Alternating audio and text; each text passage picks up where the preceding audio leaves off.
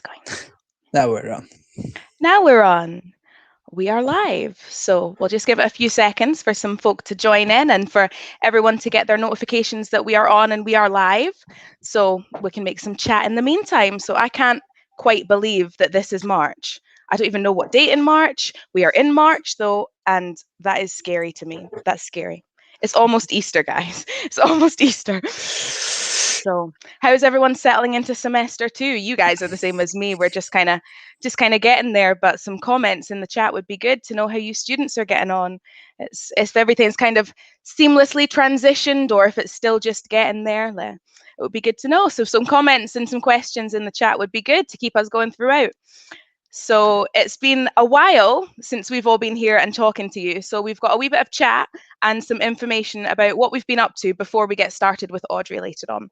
So if you've got any other questions or comments, feel free to pop them into the chat and we will just get going with our wee updates. So I'm sorry if I'm talking funny. I've bit my tongue and it feels very bizarre. So I'm just giving you that now so that you all know. So yeah, over to you, Rose, for your Wellbeing Wednesday update. I've been running a Teams group called Wellbeing Wednesday, and we've been meeting up every Wednesday, either lunchtime or around 4 p.m. And it's just a place to have a chat, to exchange tips of how to take care of our well-being. And I've got some exciting news. I've been collaborating with the Go Green team with a special Wellbeing Wednesday session, which we'll have in a couple of weeks' time, which will be an opportunity for students to come and have a wee cooking lesson, a group cooking lesson. But I will hand over to Claire from the Go Green team because she'll give you a bit more information about it as well as other Go Green activities that she's been doing. So hopefully we can get, hopefully we have the Claire. screen going and Claire coming into it soon. We do have Claire. I'm sure we have Claire. I'm sure we do. We've got some. Oh, ouch. Yeah, my tongue is very sore. I'm trying to just make the most of it, Pamela, but it is very sore. Oh, Gemma, I'm sad to see the. Oh. Yeah. We will be co-hosting. Oh, bit of technical difficulties. Oh no. Hi, I'm Claire, one of ECSA's Go Green Sustainability Officers. So as Rose was just hosting her Wellbeing Wednesdays on Wednesday the 17th to do a live cook along with you all. So if you'd be interested in coming along to cook a vegetable pie with us, as well as have some conversations around well-being, food waste, and also just how you can save some money from doing zero waste cooking, then do join us then. The link for the booking page should be going into the comments, so have a little look there. Some other events we have coming up as well. We've got a film screening taking place next Tuesday from 7 to 9 p.m.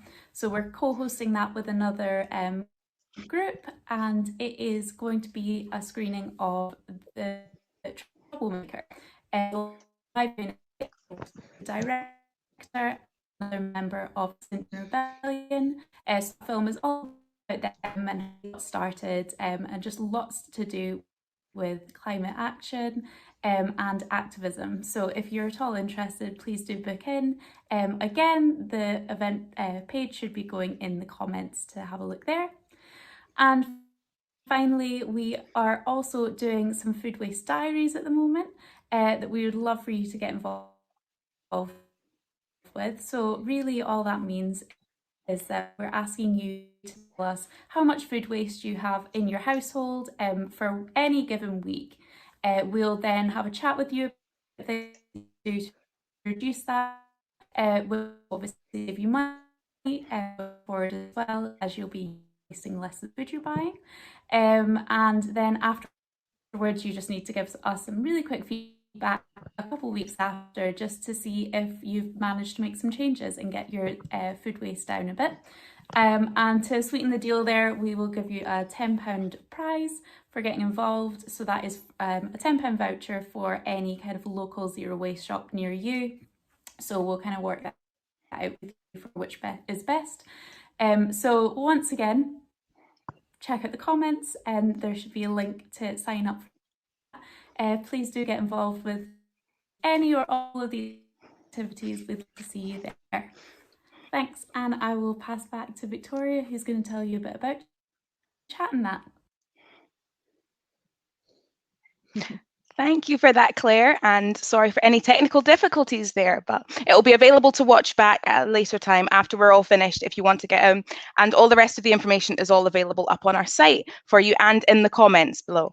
So I'm going to tell you a wee bit about Chat and That. So Chat and That will be back running tomorrow afternoon. We'll be back to our usual time of 4 p.m. So it would be really good to see some of you on Teams. We've had some new faces popping in, which has been lovely. So I look forward to it. I'll put the chat team in the comments. I'm losing my words now. I'll put the team in the comments, the link. So for any new faces that want to pop along, the more the merrier. It would be great to see you. So that would be tomorrow at 4. So, and I'm going to pass over to Jordan, who has some more chat for you.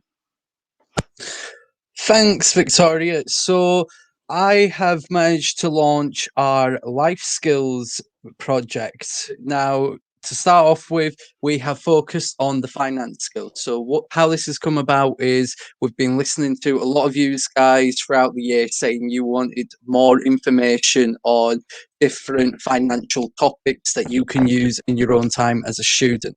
So we have put a section of the website dedicated to different things we are calling life skills, which are essentially just topics you may not necessarily learn about in your curriculum or your specific course that you could still do with learning or you might find useful later on in life throughout it.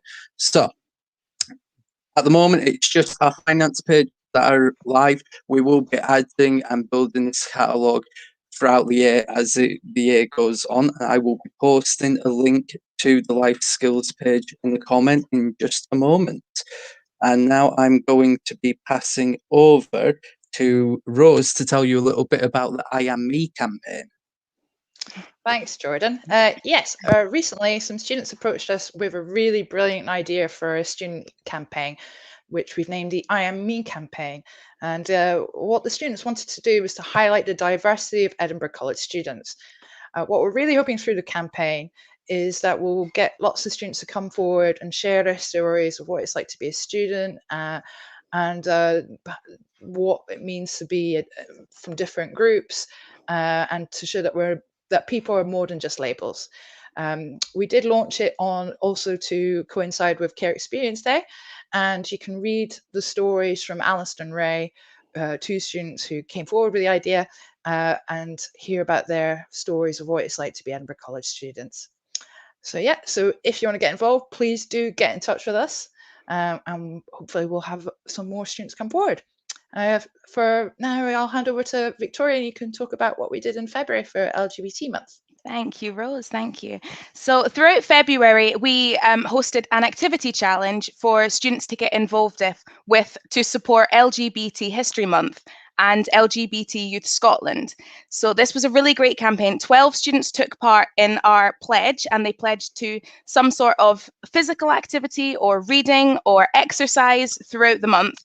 And we managed to raise a whopping £241 for LGBT Youth Scotland, which is a great sum. We're really, really proud of you all. So thank you to everyone that took part and everyone that got involved. That was a really great sum of money to hand over. So thank you all again. So now I will hand over to Heidi, who will tell you a little bit about the upcoming ECSA elections. So over to Heidi. Hiya. Thank you, Victoria. Hi, everyone who's listening in. My name is Heidi, and I'm a staff member in the Students' Association. So first off, I just wanted to make sure that you all know that ECSA is separate from the college, and that means that it's being led by 3 elected full-time officers. I'm sure you can guess who those 3 officers are. We're lucky enough to have them here today. Every year we run these elections in the Students' Association to ensure that ECSA is truly student-led and that the student voice is heard, and that's where you come in. So elections are just around the corner, and there are 3 full-time officers full-time officer roles in the Students' Association, and you already know them, but they are the President role, Vice President Activities, and Vice President Welfare. The elected officers take office on the 1st of July and will remain in post for the full year, working 35 hours a week at £17,500 a year. So I think that's a pretty sweet deal. So basically, any student could become a full-time officer. All you would need to know is that if you won, you would be working full-time for that 1 year. But also, very importantly, you would have the best job that you would ever have. You would have the opportunity to improve the student experience, as well as gain experience in pretty much any type of work that you're passionate about. So the elections are happening just as we're speaking. So if it sounds of any interest to you, all you would need to do is let us know and we can take it from there. Us staff members, myself and other members of the ECSA team, we can keep secrets. So if you want to send us a message to say that you're interested, or if you've got loads of ideas, you can fill out the I'm interested form on our website, and we'll be in touch and we can have a conversation about elections. I'm sure someone will share the link as well, but on our website we've got the election hub where you'll find lots of information about the different roles and what the elections are and why we're doing it. But you'll also find the nomination form and more information about the voting process. And this is really important because nominations do close on Monday. So that's Monday the 8th at 11 a.m. So you don't have loads of time, but there's still plenty of time to have a think about what you're doing next year and if running in the election would be something for you. So please get in touch if you're at all interested. Thank you, and I think we're going over to Jordan now. Thank you very much. I'm not Jordan. Thank you, Heidi. Yes. Thank you very much for that, Heidi. So one of the people in the college who works very closely with ECSA throughout the year and the officers is our principal, Audrey Comfort. Audrey was on the stream a few months ago to answer some of the questions. I'm sure many of us remember how informative an experience that was, and I'm pleased to welcome her back to the stream today. So, hi Audrey, there you are. Hello everyone. Hi. Thank you for coming back to us. I know this is something you've been really eager to get back on and to see the students and chat to them, answer their questions. So we're really glad to have you here. If we're looking to kick off the questions, the big one is possibly this. What does last week's government lockdown announcements mean for the college as a whole? Okay, good first question to start with. So listen, hi to everyone that's taken the time out to join in this session. So I really do appreciate that, and I do hope you find it useful, and thanks to you guys on ECSA for inviting me back on to do this and for organising all the technicalities, which I really do appreciate. So in terms of the last announcements, what it means for colleges at the moment is that it means we can start to bring some students back onto our campuses. And when I say some students, I mean in a very limited way, i.e. in terms of numbers. So the government have been quite specific about this in that they've said we can have up to 5% of students back on campus. So that will give you an indication that for us, that really is not a huge number of students, and that we should prioritise those students that we have back onto campus. And there are two areas that we are looking to prioritise, and we've had these conversations with Scottish Government. The first priority group of students will be those students who are only with us this year, i.e. they're finishing up with us this year. So they're not students who are planning to come back to the college next year, because that's a different scenario for us all to have to deal with. So our priority should be those students who absolutely need to finish off their qualifications as quickly as possible, and particularly those students who are in work and their qualification is related to their work. So, for example, a lot of our apprentices would fall into that bracket. And then the second area that we are looking to prioritise for that 5% are students who are studying in the health and care sectors. Now, again, in some ways that probably is fairly obvious in that the whole of the health sector in Scotland, including in Edinburgh, in our kind of region, has significant numbers of job vacancies. So they're very, very keen to try and get those students who are due to finish this year in health and care areas, get them through their qualifications so that they are then able to actually apply and hopefully fill many of the vacancies that are currently exist.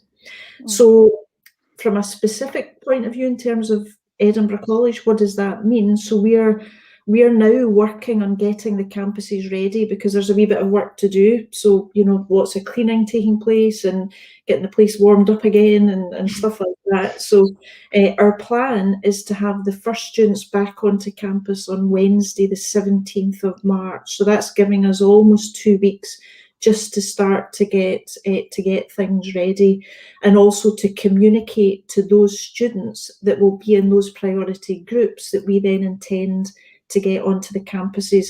So if as a student you're thinking, am I one of those students? Am I going to be coming back on campus?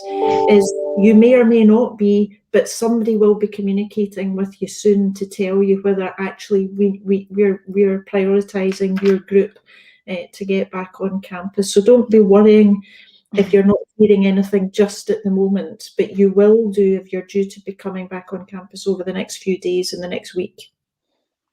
That's great. That's going to be very helpful because on Monday we put up a wee post into the virtual campus just asking for some questions for yourself. And overwhelmingly, the most common question was, when will we be back on campus? So I'm glad you've given some sort of date. And then if you could just elaborate on that, if you know any more about when we'll be opening up from then, I guess. I think people are just really wanting to know now. It's been so long, it feels. I know. Listen, if it's any consolation, I'm desperate to get back on campus as well. So, in fact, I was through at the Sighthill campus just last week because our graduations this year are having to be online, which is a real shame because normally we would have them in the McEwan Hall, which is very grand and lovely in Edinburgh. And so we've got a broadcast studio in the Sighthill campus, which is all singing, all dancing. So I was so excited. I mean, I couldn't believe I live in Glasgow, so I was driving in the M8 thinking, I'm going through to Edinburgh and I'm going onto a campus. So I know the feeling. And I'm missing the contact with my team, actually. You know, it's different. You know, doing this is great, but it's not the same as that spontaneous chat that you can have when you're just sitting next to somebody, or you can just pop your head into an office, you know. So in terms of when is everybody going to come back? Well, at the moment, I was in a meeting just the other day with all the principals with a chap called Jason Leach. You might know that name. He's the kind of chief clinician who's been doing a lot of the adverts around what's happening, and you often see him with the First Minister when she's making her announcements. So Jason Leach was very good in terms of taking the time to come to meet with the principals to talk through actually what you've just asked me, in terms of, we were asking him, what does this mean? And what he was saying is that the decision that the government took to get young pupils back to school was an important decision that they had to make. In making that decision, that means two things. One, they can't then open up lockdown and ease it off for other things, colleges, universities, pubs, restaurants, right? They can't do that because they've made a decision to prioritise at this point in time those younger school kids. And then what happens is, in terms of the data, now you may have heard the First Minister saying, we're not going to go by dates, we're going to go by the data, is it apparently takes about 3 weeks to actually see the impact of that decision. So having the kids back in school, what is the actual impact in terms of COVID, i.e. the number of people who get it, the number of people who then end up having to go into hospital, and then ultimately the number of people who unfortunately die. So they need about 3 weeks to see what's happening with the numbers. Now, at the moment, we've got effectively a few days worth of data. So we've still got a couple of weeks to go. And then on about, I think it's the 15th of March, the First Minister will then make another announcement because she'll have more data and more information. And if the numbers and the trend keep going the way they seem to be going at the moment, which is good, positively, then further steps will be taken to start to ease off the lockdown. And she's already indicated just the other day that actually the next priority will be getting all of the other school pupils back into school. Yeah. Now, and again, they will have to wait to see what impact that then has. So I think realistically, what we are currently planning on in terms of scenario planning for Edinburgh College is that we are realistically thinking that we'll be in this position of minimum numbers of students on campus by priority until Easter.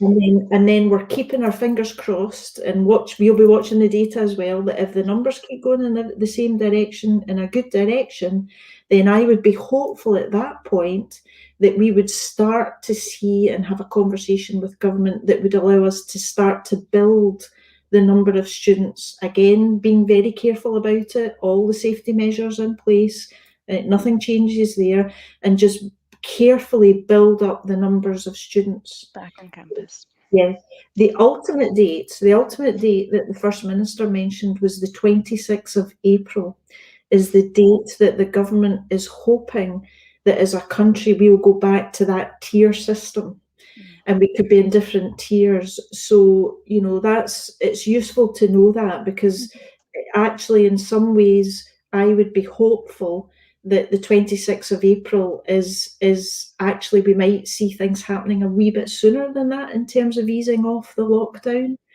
So we're planning on the basis that minimum numbers from the 17th of March, likely to be through until Easter break, and then I'm hoping we'll start to be able to build it up over that time. Thank you. I'm sure that says a It whole. was very comprehensive. All right, thanks. Yes, moving on to a question that's just come through from David.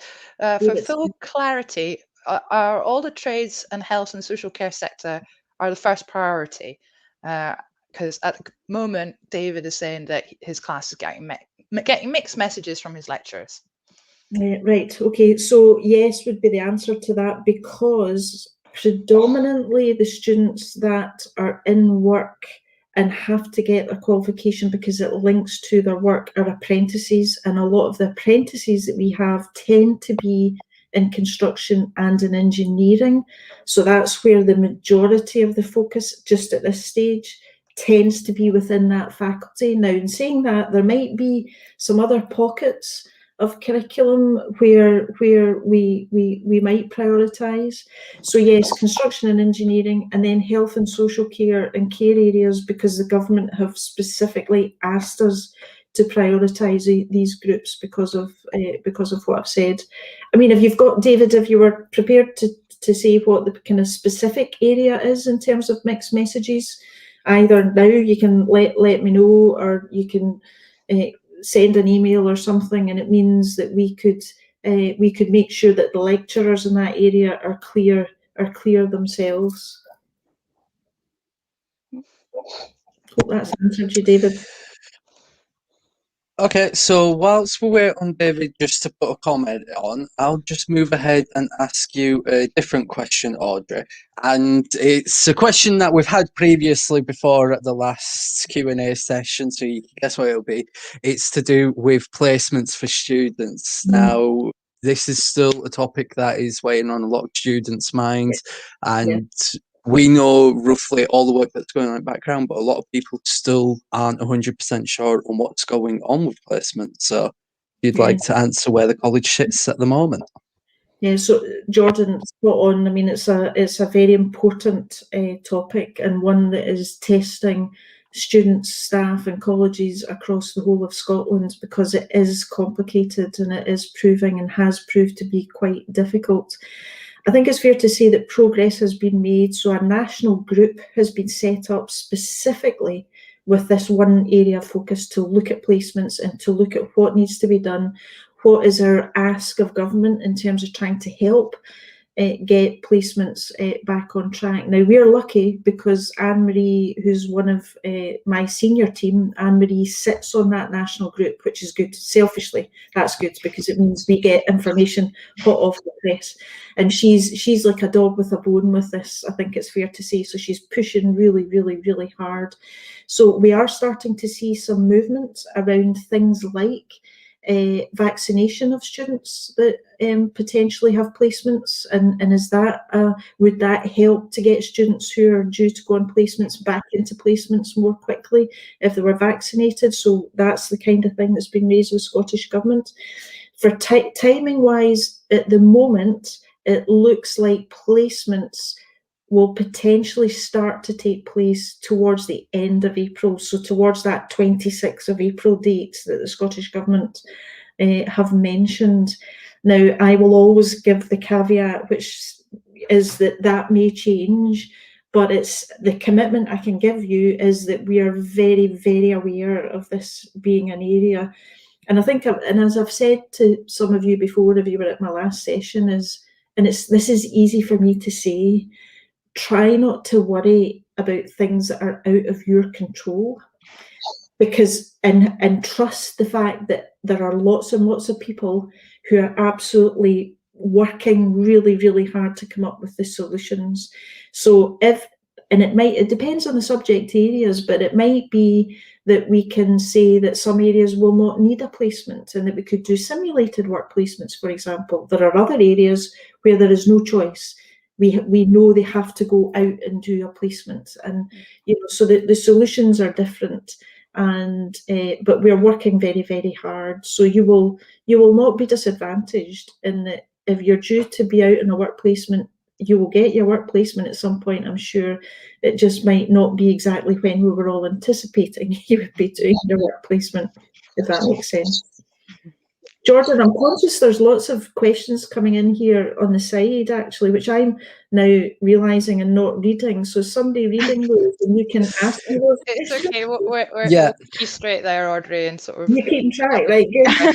What will happen is, as questions come up and they're related to topics, we will pull them up onto the screen and they will get asked that way. Great. Okay. Right. So it's all under control. Another load of questions we've got are around students feeling disproportionately disadvantaged. So specifically students on practical courses feeling that they've been disproportionately disadvantaged and should receive an extra year of funding. And they're just wanting to know where you're lying on that, if you're in agreement with them and if it's something that you would push for, or... I suppose I probably wouldn't use the term disadvantaged in that it's not something that's in anybody's control. It's just the way it is, actually, that there are students studying certain subjects which lend themselves to remote working, i.e. it's more straightforward and much easier. But of course we're a college, and the bulk of what we do is vocational, technical, professional education and skills training. Therefore, by definition, a lot of it is very, very practical. So that's why colleges, we keep saying to government and others, we're not schools and we're not universities, i.e. we have a particular need because of a lot of the programs that we deliver and you guys are studying. So you're completely correct. If you're studying a predominantly practical course, or even a course where there are chunks that are practical elements, then yes, this is really, really difficult because we need to get you onto campus to be able to do that. Now, what that does mean is that we are going to work really, really hard from the 17th of March, assuming everything goes okay, and we start to get more and more students on, as our priority will be to focus on those students between now and the summer, or potentially beyond the summer, that we need to focus on to get you through your qualifications and what you need to do and all of that practical work that you need to do. Now, realistically, there still may be students who actually we will just be running out of time, so we won't have time in what we would call this year to do it. And on that basis, we absolutely are committed to saying students will potentially continue to work with us and will potentially go into next year and continue to work with us to get through your work. And we, in terms of the funding, again, that's a really, really important point, is that, yes, assurances have been given by government and others that students will not be financially disadvantaged because of something that is out of their control. And in fact, just on that, I want to flag, and I'm sure ECSA, you guys have been flagging this already, but just the other day, we got notification that we've got some additional student support funding has been made available to colleges, including ourselves, and it's COVID related. So it doesn't, a lot of the student support funding that colleges get, they're restricted to certain types of students, certain people, and there are all sorts of kind of criteria that people have to be able to access the funding. So the big difference is that this COVID funding, student support, is very, very flexible in terms of the students that can tap into it, and the lack of criteria that's needed, that students have to be, proving things and bringing forms and all the rest of it, is it's hugely flexible. So and what does COVID related support mean? Well, it can mean a whole host of things, actually. So if you believe that you are struggling financially, you need help, you need support, and it's directly because of something to do with COVID, you get in touch with the college, with the student support team in the first instance, and we'll have that conversation and sort out what needs to be sorted out. I know many students, even although they're studying, will often have things like part-time jobs to help. And I know many students will have lost those jobs because the companies they're working for have closed down, or they're not open because they're not allowed to be open, and all the rest of it. So if you're in that position, contact us and let us know, because we've got some additional money has come in. And I tell you what, we will be doing everything to spend every single last penny of that money. I want to be able to get out the college to students. Okay, well, just another shout out to the students, so please do keep bringing your questions into the chat, because we have the great opportunity to have Audrey here with us. And I can see that Kylie is asking whether prelims are going ahead, as she keeps getting told different information each week. Oh, right. Now, I'm not sure I can answer this question specifically, actually. So Trish, if you're listening, if you can try and find out the answer to that. Prelims, I'm not sure. What should be happening is students should still be getting assessed, albeit remotely and online. So assessments are still taking place. What I do know is that for those students that need to be assessed practically, then obviously that's different. We need to wait till we can get you back on campus before we can start to assess you. So try not to worry about that, because if you're not on the campus, then we can't assess you. So try not to worry about it. And I do know that if you take SQA as an example, SQA literally on a daily basis are putting out guidance for colleges on about different courses. So it's not a one size fits all. So it's not a one answer solution. It will depend on what you're studying. So SQA are working through every single qualification. I think there's, I don't know, something like 750, 800 different qualifications. We're working through each one to decide what needs to be done in terms of assessments. Once that decision is made, they're publishing it, we get it, and then we let the staff know, and et cetera, et cetera. So I'll try and find out. Was that clear? Yes, clear. I'll try and find out. And sorry, I've not been able to answer that question specifically. Yeah, I think it was more than 800, if I remember, from SQA, because, yeah, of course, That was a lot. officers are involved in a lot of these. So Audrey is indeed telling the truth. I just want to follow that question up a little bit, because I think it's quite relevant. So Sarah Walker's asking, is there any contingency plans for students who just can't come in or don't want to come in if an assessment is, let's say, an assessment they've been told by the lecturer you have to come in for it, but they're maybe caring for somebody in the background and they just cannot come into campus? What happens to students in that situation?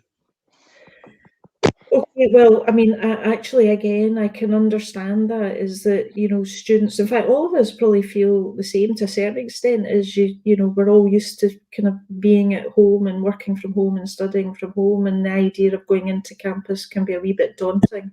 What I would say there is that, look, your health and your safety is that's the most important thing to us in all of this, is making sure that we create an environment that is safe, where we're observing 2 meters, people are wearing masks all of the time, which will be the case. We've got sanitisers, the areas are being cleaned, etc., etc. And all I would say is that if you go back to before Christmas, when we had significant numbers of students on campus at that point, actually across all of the colleges in Scotland, there were very, very few cases of students or staff actually being infected by COVID and it being transmitted at college. So, you know, that's something that the government have acknowledged, that actually a lot of the measures that we put in place in terms of risk assessments and health and safety, etc., were robust. And, you know, we are confident that we will continue to do that in terms of getting people back on campus.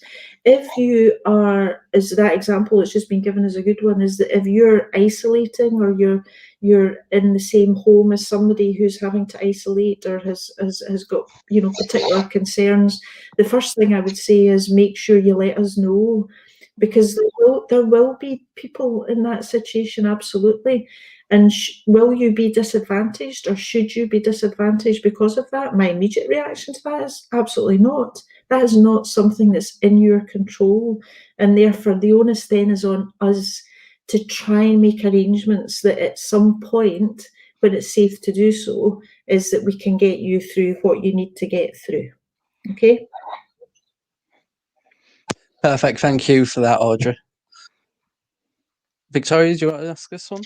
Yeah, we've got one saying, before Christmas, I had access to a room at Milton Road campus because I was struggling to study at home for various reasons.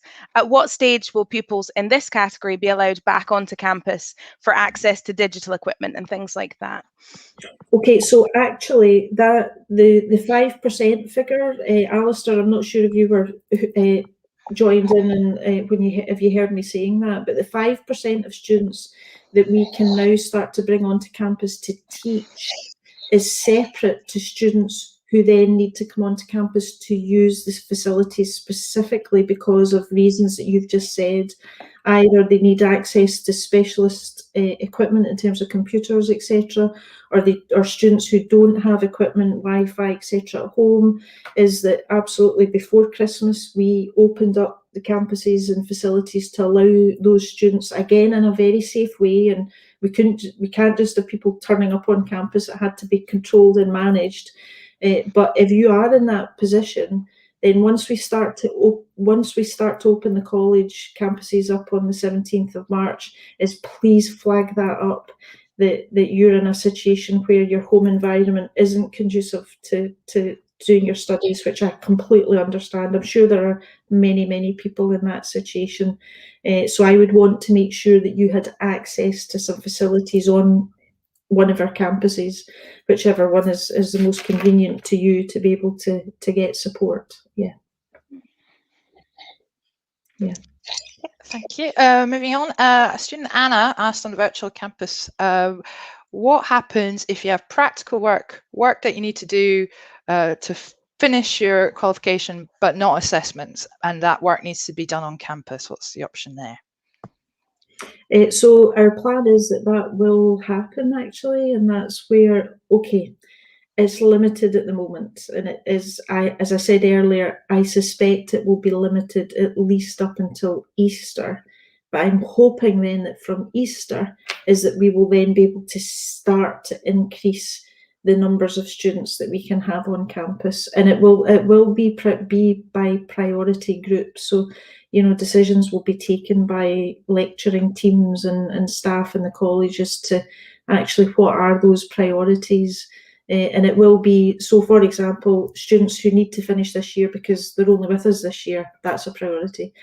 If you're a student that is due to come back to college next year, so you're a returning student, then we then that's good, actually. That's great, because you will have a place at the college in terms of returning next year. Whether it's finishing off what you needed to do this year, is that we'll have time, we'll build in time next year to finish work off. So you might be one of those students.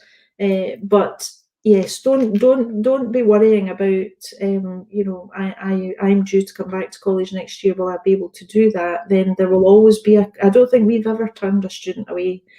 I hope I'm not proved wrong on that, but I genuinely don't believe we've ever turned a student away who's wanted to return to the college. Now it may be that yeah, depends what courses you're on, etc., and how much you've achieved this year. But yeah.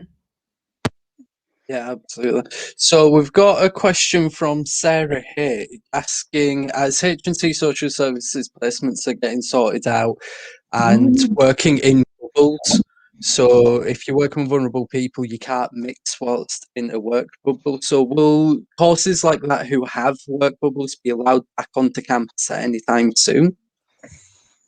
Oh, interesting. See that? Do you know, I'd never even thought about that, actually, that scenario. So by working in a placement, you're in effect going into a bubble, so you then can't go into other bubbles unless some of the wider lockdown restrictions are lifted.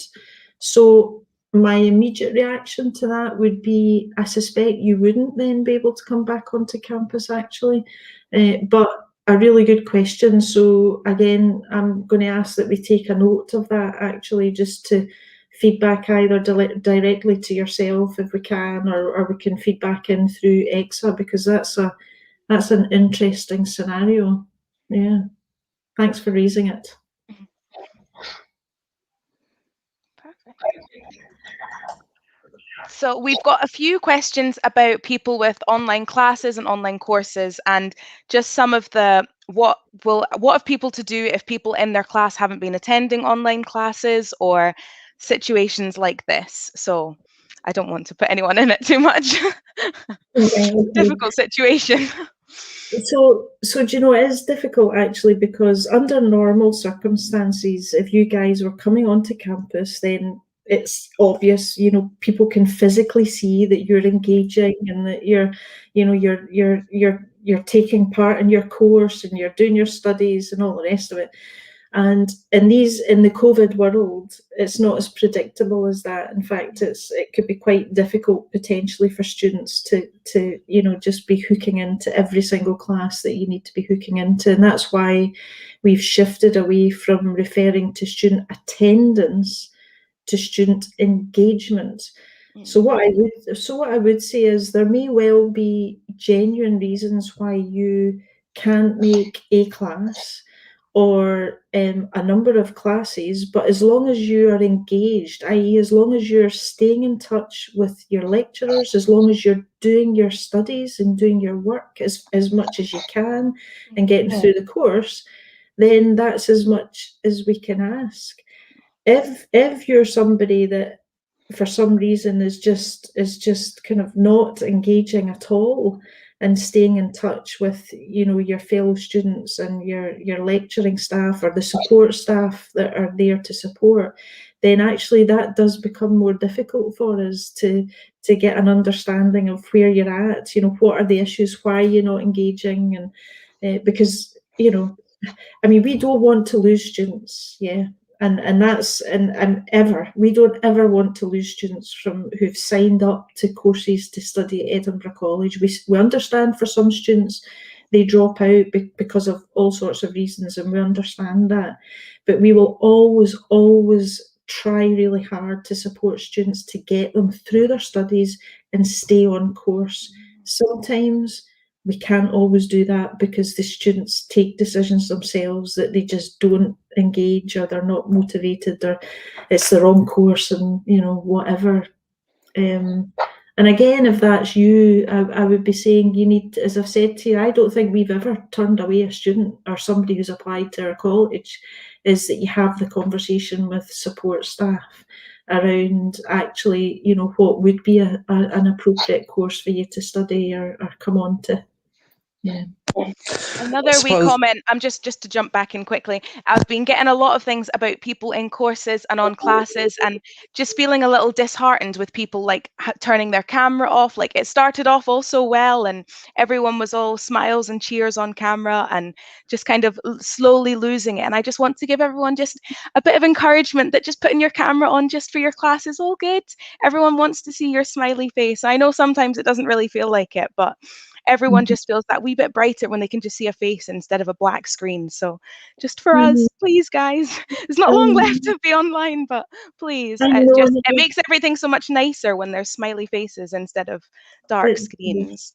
It does. You know, I used a phrase with staff just recently that it feels like we're all having to dig deep at the moment.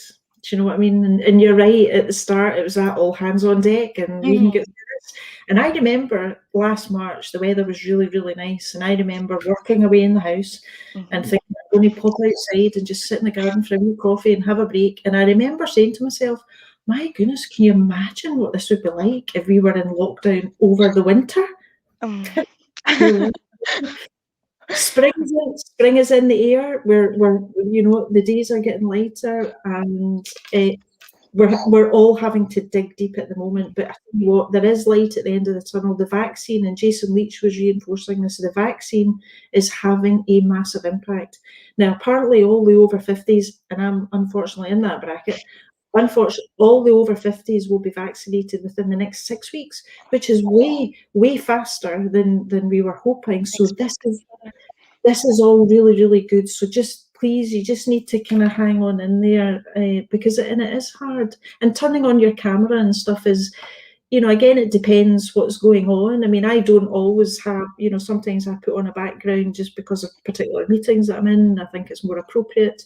I did actually think about the fact that I was coming onto this camera, and at lunchtime I decided that I'm just sitting on my backside so much at the moment that I'm getting so unfit and feeling very unhealthy that I've started a new fitness regime, which I was doing at lunchtime today. And actually, I was actually really worried that my face was not going to cool because the sweat was pouring off me bright red.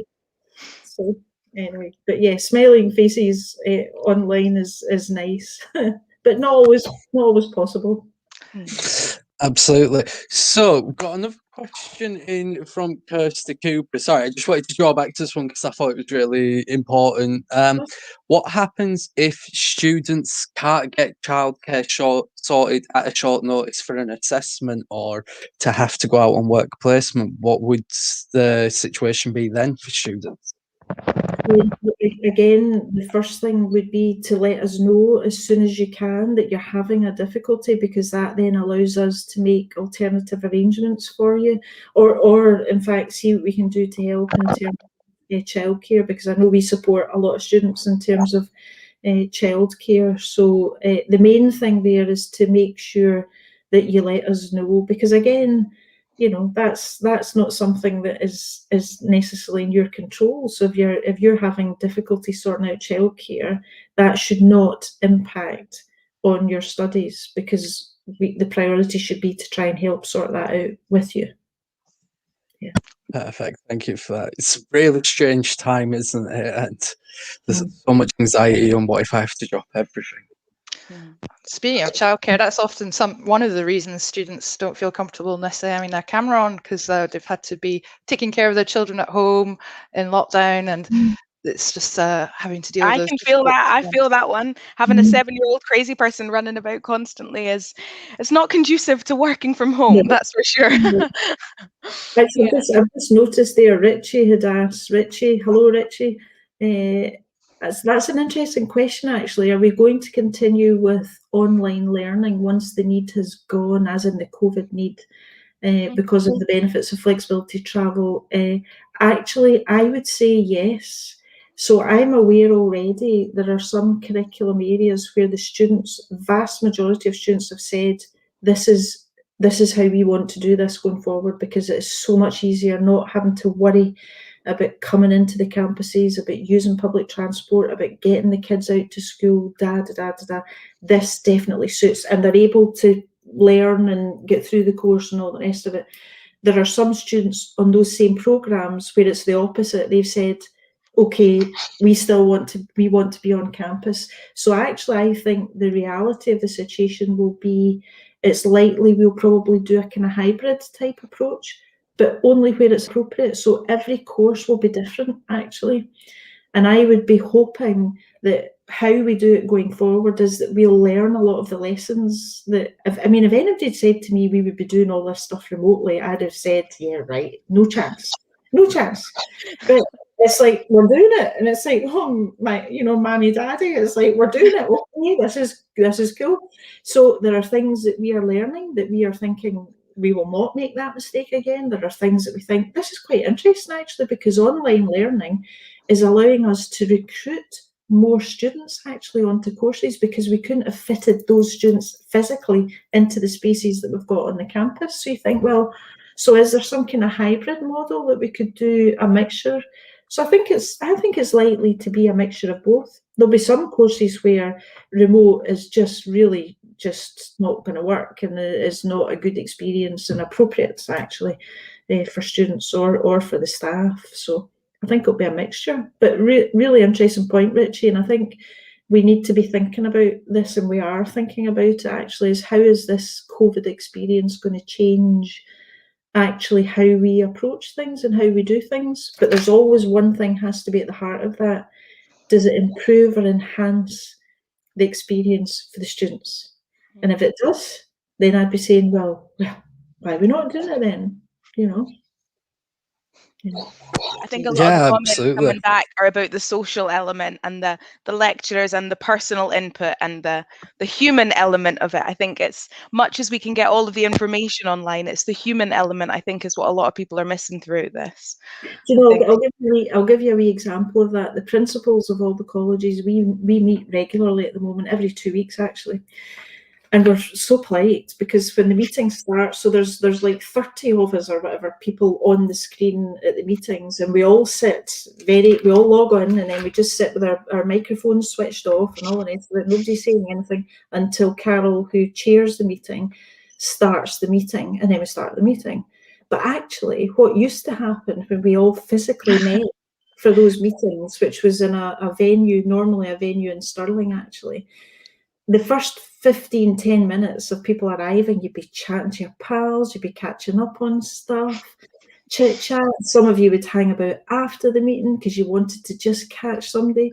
So that's the kind of stuff that's more difficult to do remotely actually, and yeah, it is hard to do remotely, I think. Yeah. So yeah, I'm missing that too actually. I don't know if my team would say that actually, because I think often pop into their office and nab them about something. So yeah, I know how you feel. So yeah, social side. Hard. Oh, just some comments coming in about the practical courses and being on high level from Corey about the cookery classes. One thing I do miss about the campus, food and going up to the restaurant for certain nice little treat days. I just have one more question, and it was something that was asked on the virtual campus, and it was, does the college expect courses to run over into holidays to make up for any of the lost time? That was asked by Lydia.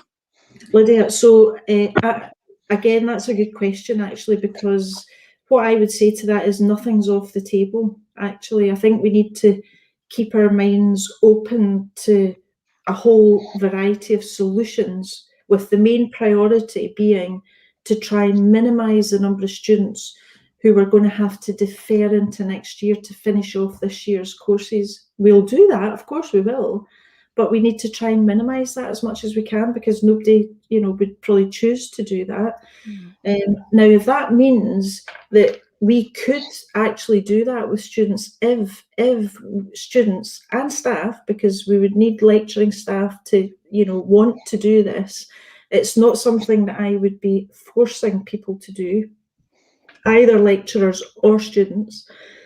But if students and lecturing staff were saying, actually, we're up for this and we're prepared to do it, then I would say yes, we will look at that and put whatever measures we need to put in place to do that. Because you're right. I mean, my personal view is that 2 weeks at Easter is probably, I think most people are probably really needing the holiday, actually. And I would be strongly advising people to take the 2-week holiday and just recharge the batteries. But I think when we get into the summer, so the end of June, we normally stop for about 6 weeks before over the kind of summer period. And that month of August as well, there's maybe opportunities to do some work with students. But as I said, it would have to be on the basis that students wanted to do that, and that staff also were prepared to do that and wanted to do that, and we would try and figure out how we make that happen. So for me, nothing should be off the table, actually. I think we need to explore. And if you guys, as I've said to you guys in ECSA before, if you've got ideas, then absolutely let us know, because we need to be and some ideas might be completely bonkers and it's like, absolutely not, no, we can't do it. That's fine, but at least we've thought about it would be the main thing. I think in this situation, completely bonkers ideas is just how we're rolling with everything now. Yeah. I'm happy to pitch that we move the college to the Bahamas. I don't know if that's a crazy idea. Hey, I'm all good with that.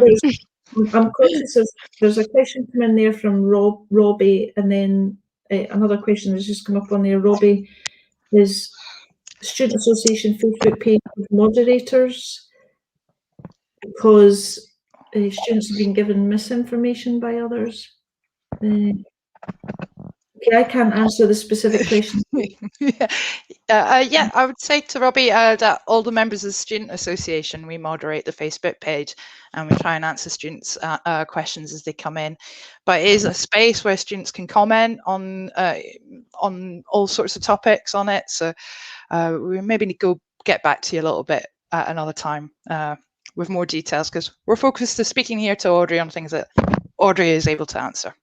Okay.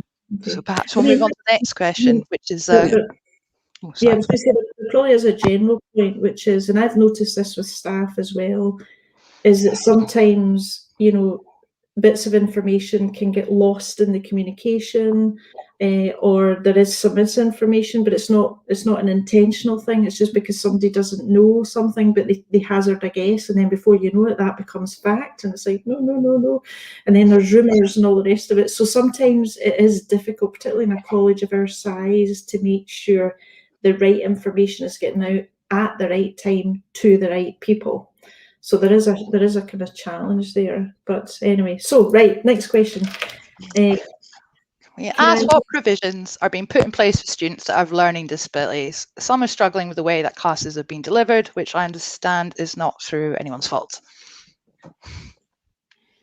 Well, again, I would have hoped there would have been provisions put in place for students with disabilities, as I would expect would happen when students come onto campus. So I don't see it as being any different if students are having to study remotely.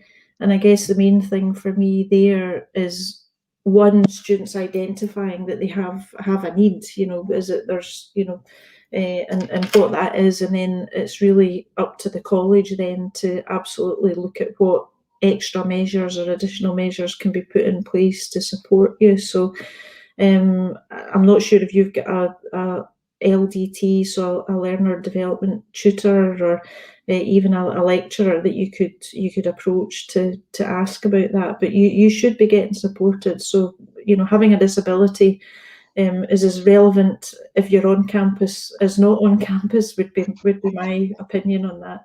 So yeah. Thank you. I think I'm just looking through some of the extra questions, and I think it's more people that have missed the opportunity for you to say when folk would be getting back onto campus. I think we've got a lot of questions that people maybe have missed the start of the conversation that we had. Just saying when we would be looking to get back onto campus.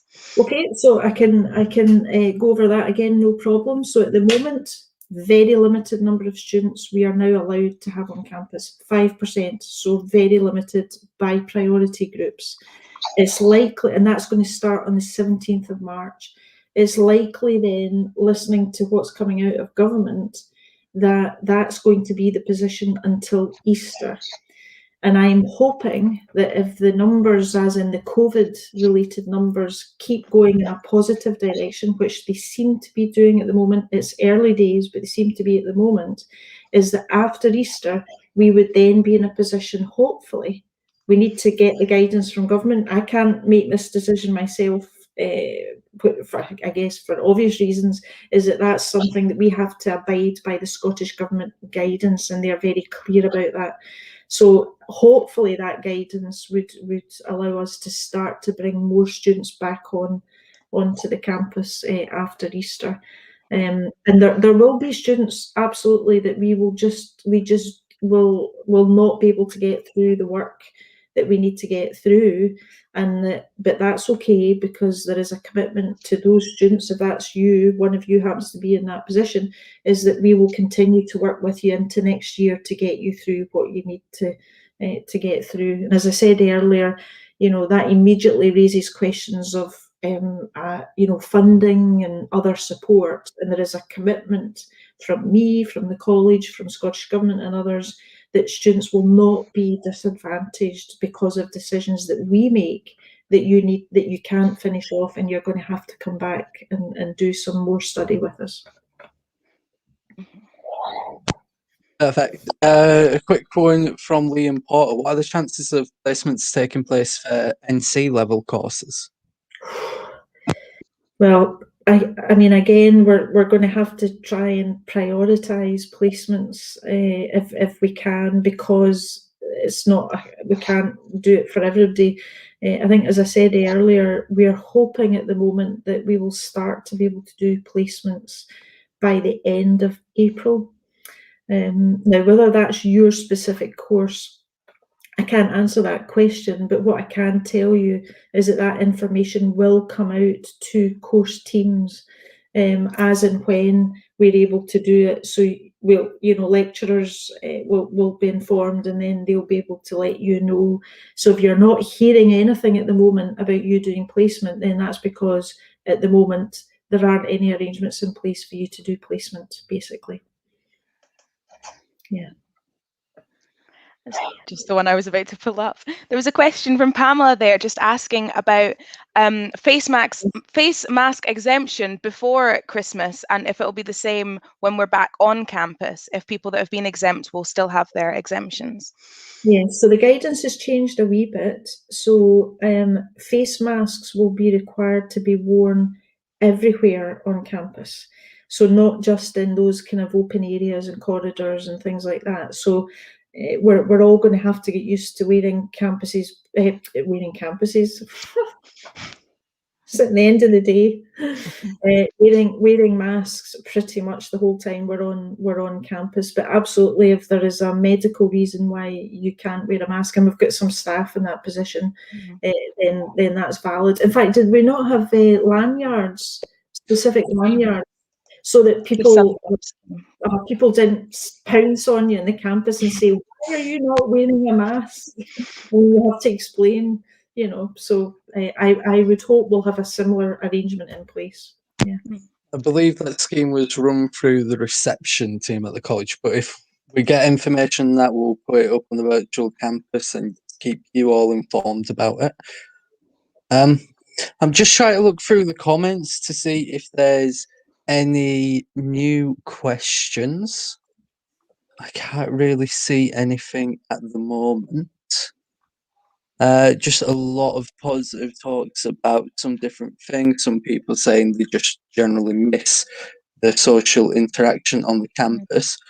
So if we don't have any more questions, I think we might start wrapping it up. Is everybody okay with that?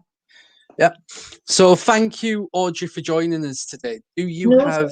It's a pleasure. And listen, thanks so much again, students, you guys taking the time to even just tune in and ask the questions. So I really do appreciate it. So, and as I've said previously, I'm more than happy to keep doing this. Actually, if you think this is useful and you find it useful, I'll keep doing it. If you don't find it useful, tell me and we'll stop doing it, basically.